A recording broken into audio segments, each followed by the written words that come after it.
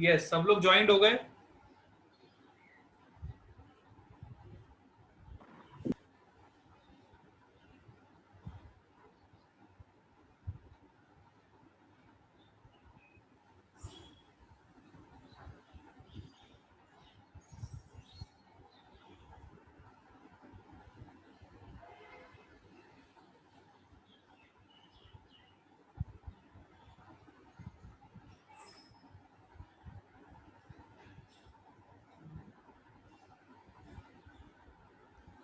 Yes, सब लोग add हो गए बेटा।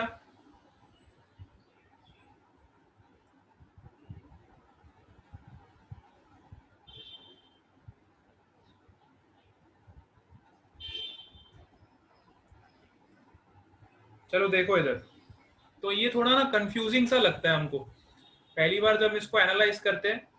तो ये एंगल ऑफ डेक्लिनेशन थोड़ा कंफ्यूजिंग लगता है, लेकिन आपको इतना तो पता चल गया कि ये दो प्लेन्स के बीच का एंगल होता है। One is your geographic meridian and another is your magnetic meridian. दो प्लेन्स के बीच के एंगल को हम बोलते हैं एंगल ऑफ डेक्लिनेशन। ठीक है, और इसको बहुत सिंपली हम समझने की कोशिश करते हैं। देखो इधर, बहुत सिंपली हम इसको समझने का ट्राई करते हैं। सपोज करो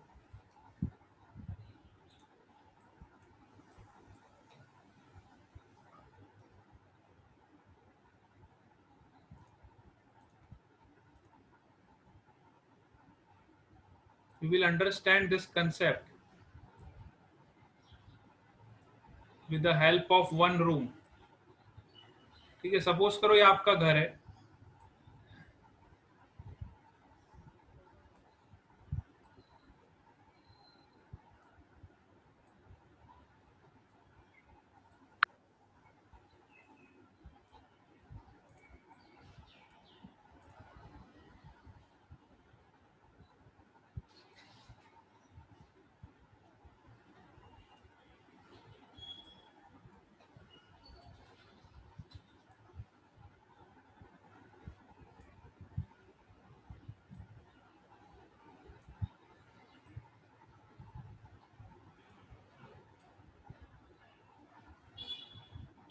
ठीक है,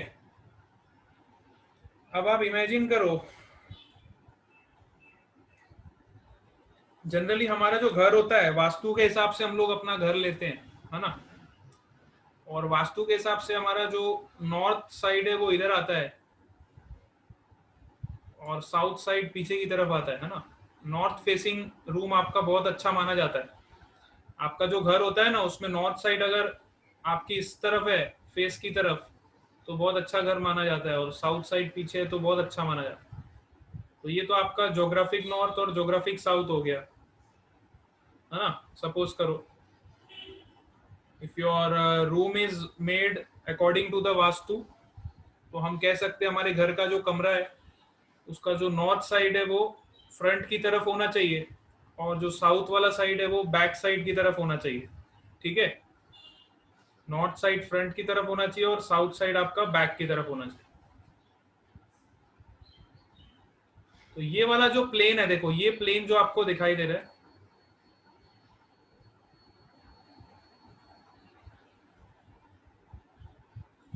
this plane is your geographic meridian.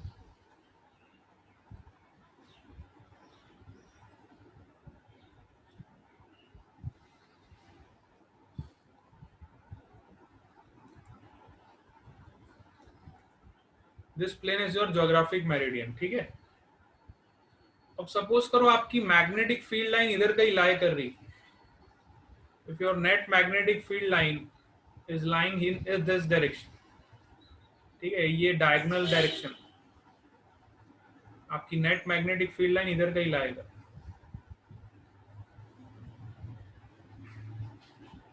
ठीक है, तो ये वाला जो प्लेन है जो नेट मैग्नेटिक फील्ड लाइन को कंटेन कर रहा है,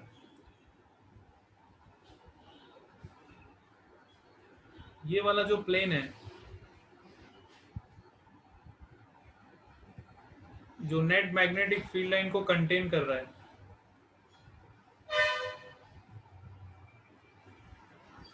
इस प्लेन को हम बोलते हैं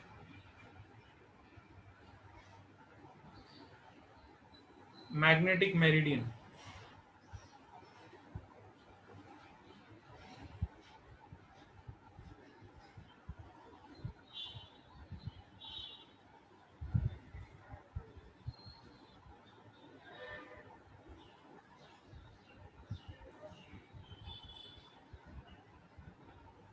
ठीक है, देखो आपकी नेट मैग्नेटिक फील्ड लाइन ऐसे ही लाई करती है ना, नेट मैग्नेटिक फील्ड लाइन आपकी इसी प्लेन में लाई करती है हमेशा, magnetic meridian. Net magnetic field line जो होती है वो आपकी magnetic north to magnetic south होती है ना, तो वो कौन से प्लेन में आती है? हमेशा मैग्नेटिक मेरिडियन वाले प्लेन में ही आती है। तो यहाँ पे मैंने वही किया, ये मैंने मैग्नेटिक मेरिडियन बनाया, देखो नेट मैग्नेटिक फील्ड लाइन आपकी इसी प्लेन में आ रही। ठीक है, तो ये मैग्नेटिक मेरिडियन वाला जो प्लेन है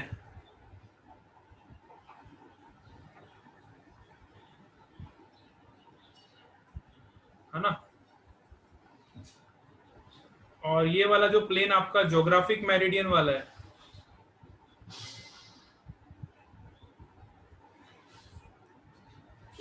इनके बीच का जो एंगल होता है,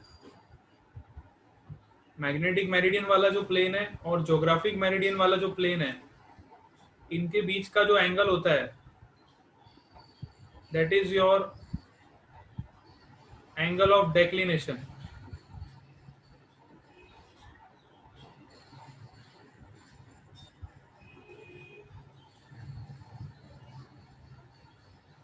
that is your angle of declination. ठीक है, इसको बोलते हैं एंगल ऑफ डेक्लिनेशन। और एंगल ऑफ डिप क्या होता है? देखो, एंगल ऑफ डिप होता है आपका जो हॉरिजॉन्टल के साथ नेट मैग्नेटिक फील्ड बनाती है। ठीक है, हॉरिजॉन्टल के साथ जो नेट मैग्नेटिक फील्ड बनाती है वो आपका डिप एंगल होता है।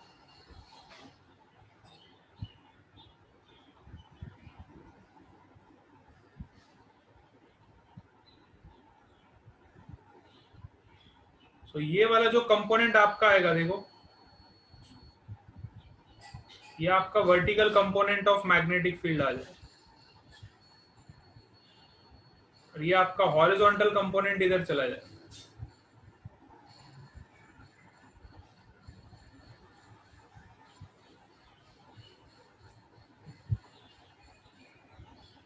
ठीक है, इस तरह से आप इसको एनालाइज कर सकते हो।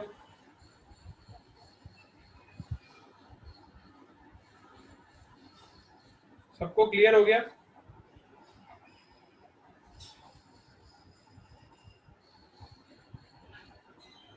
अच्छे से क्लियर हो गया सबको? ठीक है, वेरी गुड। तो ये कंसेप्ट्स कुछ इंपॉर्टेंट थे, वो मैंने आपको बता दिए। ज्योग्राफिक मेरिडियन आपको पता होना चाहिए, मैग्नेटिक मेरिडियन पता होना चाहिए, डिप एंगल पता होना चाहिए, एंगल ऑफ डेक्लिनेशन पता होना चाहिए।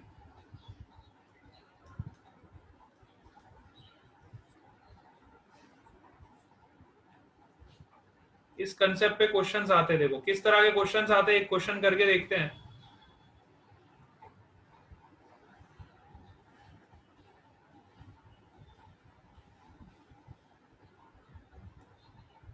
सपोज करो क्वेश्चन में आपको दिया है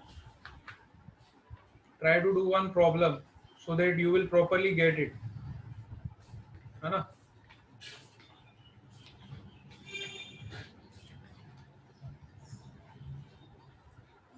अच्छा, एक ट्रू डिप और एपेरेंट डिप का भी कंसेप्ट है, वो भी इधर देख लो। ट्रू डिप और एपेरेंट डिप क्या होता है? जनरली जो हम ये थीटा कैलकुलेट करते हैं, ये हम ट्रू डिप एंगल निकालते हैं। ठीक है, जनरली जो हम tan थीटा कैलकुलेट करते हैं, which is your vertical component upon horizontal component, this angle is your true dip angle.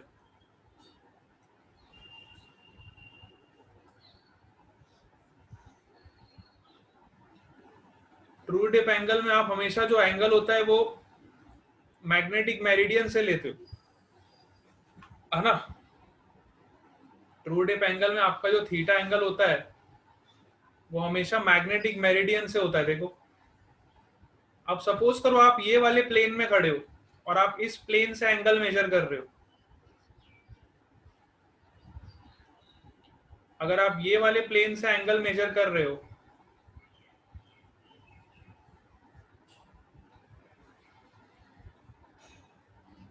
if you are measuring the angle of net magnetic field with this plane, let's say this is theta dash, तो ये आपका theta dash जो होगा, this is your apparent dip.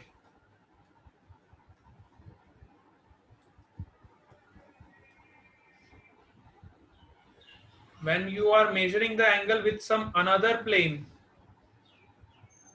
which is perpendicular to this geographic meridian, है ना, तो ये वाले प्लेन से जब आप एंगल मेजर करोगे तब आपको apparent dip मिलेगा। लेकिन apparent dip में भी देखो आपका वर्टिकल कंपोनेंट जो रहेगा वो सेम रहेगा, सिर्फ आपका हॉरिजॉन्टल कंपोनेंट चेंज हो जाएगा। समझ आया? वर्टिकल कंपोनेंट आपका मैग्नेटिक फील्ड का सेम है, बट आपका हॉरिजॉन्टल कंपोनेंट में चेंज आ जाए। ठीक है ना?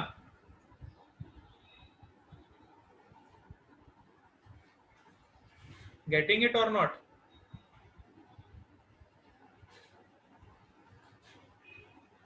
तो जब भी आपको एपेरेंट दिया होता है तो हमारा हॉरिजॉन्टल कंपोनेंट चेंज हो जाता है, लेकिन जो वर्टिकल कंपोनेंट रहता है वो एज इट इज रहता है।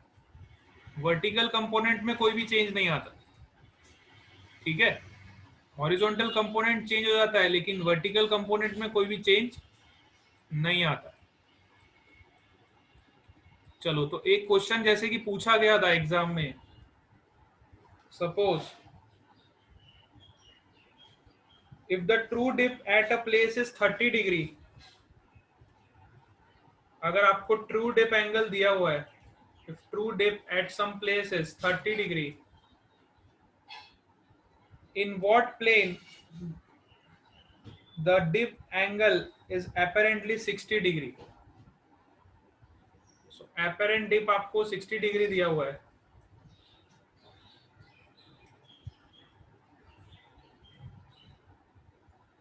ठीक है, in what plane the dip apparently 60 degree, तो आपको एंगल ऑफ डेक्लिनेशन फाइंड करना था। ठीक है, कौन से प्लेन में आपका एपेरेंट डिप एंगल 60 डिग्री होगा? क्वेश्चन ऐसा है, क्वेश्चन ऐसा है कि अगर आपका ट्रू डिप एंगल 30 डिग्री है तो कौन से प्लेन में, at which plane your apparent dip will be 60 degree? समझ आया क्वेश्चन? एपेरेंट डिप आपका 60 डिग्री कौन से प्लेन में होगा?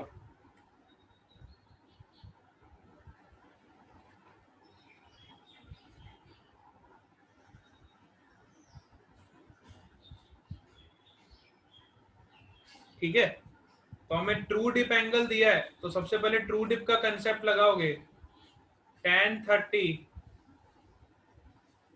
is equal to BV upon BH, and apparent dip के लिए क्या लगाओगे, tan 60। अब देखो वर्टिकल कंपोनेंट सेम रहता है ना, एपेरेंट डिप में आपका वर्टिकल कंपोनेंट सेम रहेगा लेकिन हॉरिजॉन्टल कंपोनेंट चेंज हो जाएगा। अभी अभी हमने देखा वर्टिकल कंपोनेंट सेम रहेगा बट हॉरिजॉन्टल कंपोनेंट चेंज हो जाएगा। समझ आया? तो बस यहां से दो इक्वेशंस हमें मिल जाएगी, यहां से आप सॉल्व कर लोगे। देखो बीवी का वैल्यू BH tan 30 रख दोगे इस इक्वेशन में, बीवी का वैल्यू क्या रखोगे, so you can get tan 60 equal to BH tan 30 upon BH dash. So आपको दोनों हॉरिजॉन्टल कंपोनेंट का रेशियो मिल जाएगा, BH upon BH dash tan 60 is √3 upon 1 upon √3। ठीक है,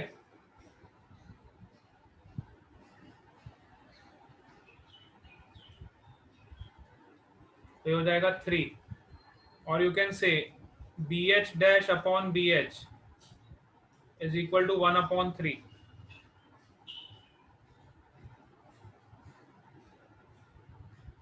समझ आया? अब BH डैश असल में होता क्या था, देखो BH डैश असल में आपका क्या होता है, BH डैश आपका होता है BH cos theta, BH cos theta.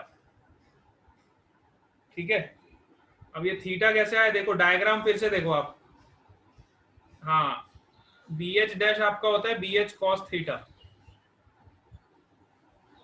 या फिर आप cos डेल्टा लिखोगे, इसको डेल्टा ज्यादा अच्छा है, थीटा तो हमने यूज कर लिया ना। BH dash is equal to BH cos delta. ठीक है, तो यहां से आपको डेल्टा का वैल्यू मिल जाएगा, तो cos डेल्टा आपका आ जाएगा 1/3, तो डेल्टा का वैल्यू आपका आ जाएगा 70.5 डिग्री अप्रोक्सीमेटली।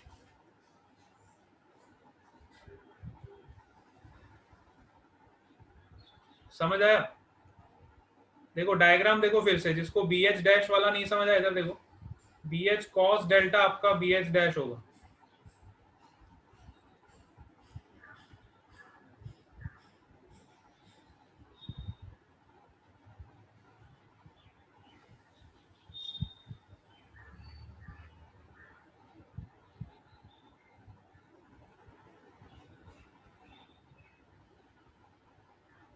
डायग्राम में देख लो,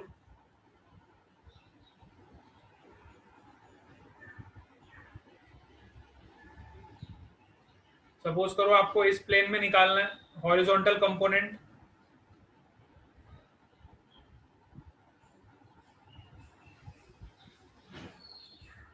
तो ये आपका हॉरिजॉन्टल कंपोनेंट इधर लाई कर रहा है, तो जब आप इसका कॉस कंपोनेंट लोगे तो आपको इस डायरेक्शन में मिल जाएगा ना।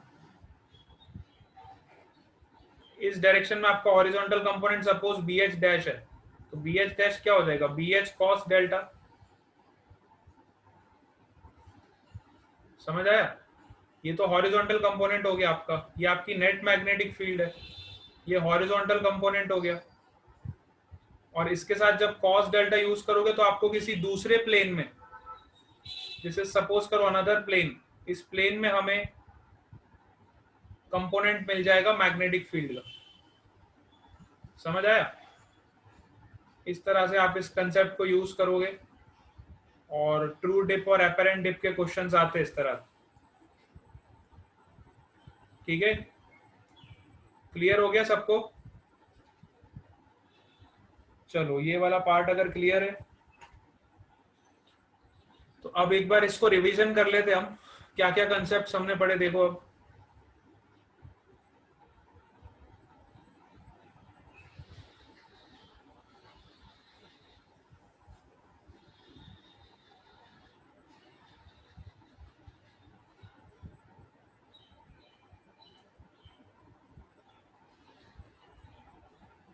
ठीक है, मैग्नेटिज्म में क्या क्या हम पढ़ चुके अभी तक, वो सारा एक बार रिवाइज कर लो प्रॉपरली।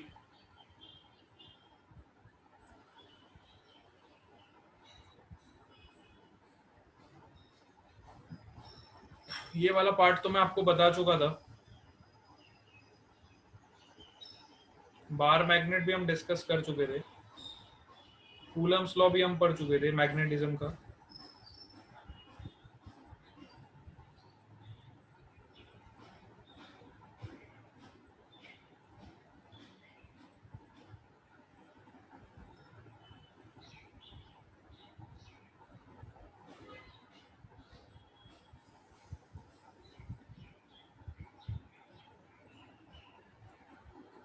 टॉर्क वाला पार्ट हमने पढ़ लिया था। हाँ, ये मैं आपको बताना चाह रहा था। देखो, ये सब डेफिनेशंस पूछी जाती है एग्जाम में। ज्योग्राफिक एक्सिस क्या होता है आपको पता होना चाहिए। Geographic meridian, geographic equator, magnetic axis, magnetic meridian और मैग्नेटिक इक्वेटर, ये सारी डेफिनेशंस आपको क्लियर हो गई सबको, ऑल ऑफ यू?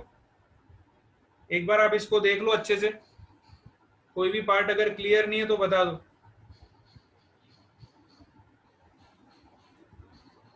एक बार सब लोग इसको अच्छे से देख लोगे।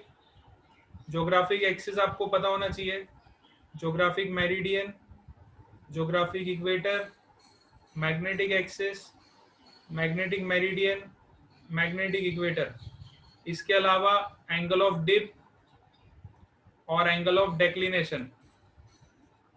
Angle of dip, this is true angle of dip, this is apparent angle of dip,